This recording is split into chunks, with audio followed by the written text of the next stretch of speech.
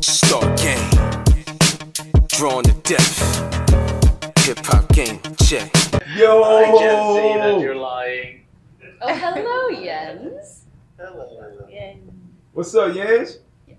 Jens Not too is much. joining How are you us guys? from Sweden today. He's the creative director on this fantastic new game. And he is here to answer any of your burning questions that you might have after you're hands-on with this. So, awesome Are you game. filming me? yes, Yes, we are. we are. What's up, Jens? Yo, Jens, this is HipHopGamer from Hot 97. What's going on, man? God bless you. I love you. I love the game. And my question to you is, okay, so it's like a two-parter, actually. Okay. So, the wheelchair gameplay, I think that's going to be a YouTube viral video across the whole world, dude. Like, how was you able to get the game to play that smooth and amazing with that wheelchair mechanic? That's the first question.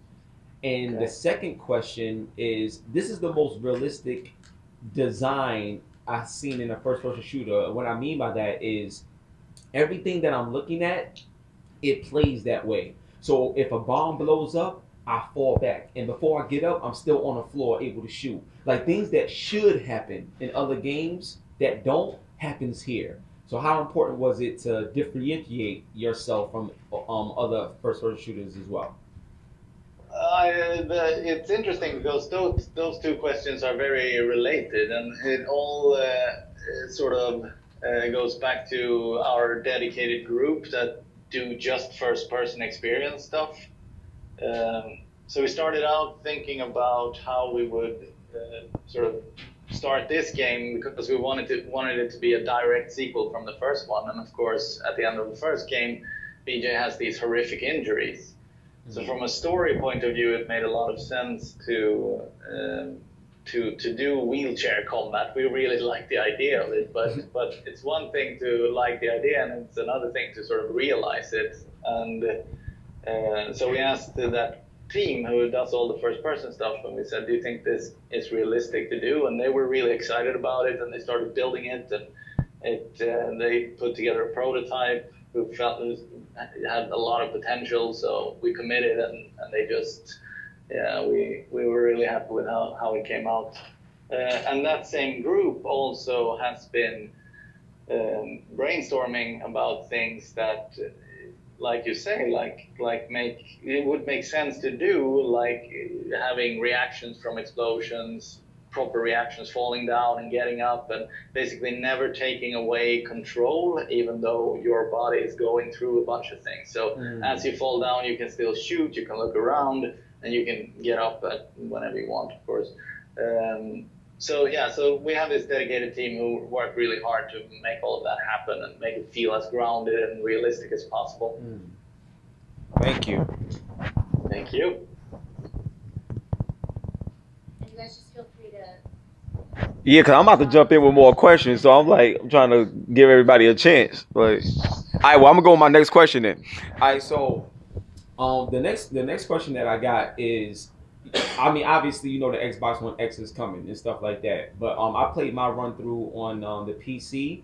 What are your thoughts on the extra power that the Xbox One X provides? Have you found anything in that system that will allow you to take this game to the next level for the console users? You know, even over the PS4 Pro, maybe. It's hard to say, but I mean, obviously, more power is better. That's just the simple truth of the matter. And we can do more awesome things, high resolution, or you know, more effects and all kinds of stuff. But you know, it doesn't really affect the gameplay to any large degree. At least not at this stage. Once we get more familiarity, maybe things will change in the future. But I'm sorry, I'm just really distracted. Is that some sort of championship belt you're wearing? Yeah, that's what it is. Yo, check it out, son. Wait, look. See, look, that's the HipHopGamer belt right there, dog. Hot 97, Nice. BET. Yeah, this really belongs to you, so I'm going to hold it for you. But when I see you, I'm going to give it to you. Oh wow, I'm so looking forward to that. I hope you put this part online somewhere so I have evidence. Oh man, that's amazing. I'm sitting around the office. All right. So okay, another question then. So now the next thing I want to talk about, and I think this is when you look at the history, like the history of Wolfenstein and where y'all at today, do you think that like do you guys have any plans of like possibly killing off BJ? And the reason why I say that is because looking at all the damage and stuff that he's gone through, it seemed like a man at the end of his rope. But also he has twins coming. You know what I'm saying? Is there any future in Wolfenstein with his kids involved? I see you smiling, so you smiling and you thinking. Talk to me. What's up? What's up? I'm just thinking about the shit we put BJ through. He's very resilient, that guy. Well, I mean, who knows? It's not. Wolfenstein has survived now for over 20 years, so who knows what happens in 20 more years? But it's not something on our immediate radar. We like our BJ. All right, cool. I can throw that in. I got a question for you. Sure. With the previous game doing a really good job at like towing the line between being horrifying and gritty and brutal, but also kind of not taking itself too seriously, like how are you approaching that the second time around? That's got to be such a hard line to walk creatively. Yeah, it is pretty tricky, but that's also what's fun about it, is that it's a real creative challenge. Like if you want to be that, I always there are other things out there that I love tremendously and that walks that same tightrope, like the original RoboCop or District 9 or even Guardians of the Galaxy to a degree. So I love that kind of story that takes you from the just extreme over the top and really crazy stuff happening, but is grounded in a way that you have real relationships with other characters, and you know, there's a darkness there, and there's some sort of emotional core or truth in it, and yeah, I'm fascinated by that. So yes, it is pretty tricky, but it's also very fun. A part of the game where you're listening to a couple of Nazis and they say that the resistance is bad because they're just shooting people who disagree with them. As someone who's on the internet, this feels a little bit like a sort of riff on contemporary internet debate, and I'm wondering if sort of modern politics is influencing the way that you've developed the game or written the game. That's an amazing question, girl. I'm telling you. That's dope.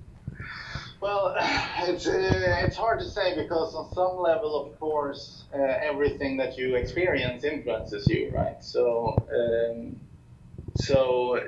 on a subconscious level, I think that's true.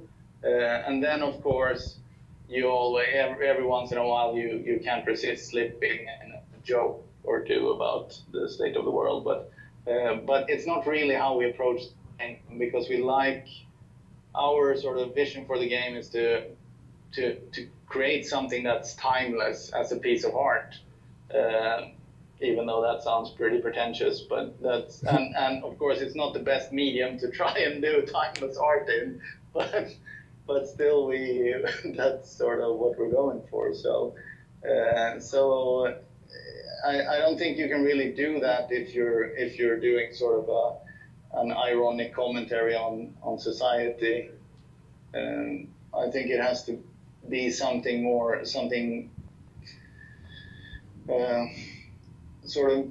universal than that. And I think there is a lot of universal themes in the game and the kinds of topics that we tackle. So that's kind of our approach to it. But you know, every once in a while, if something slips in there.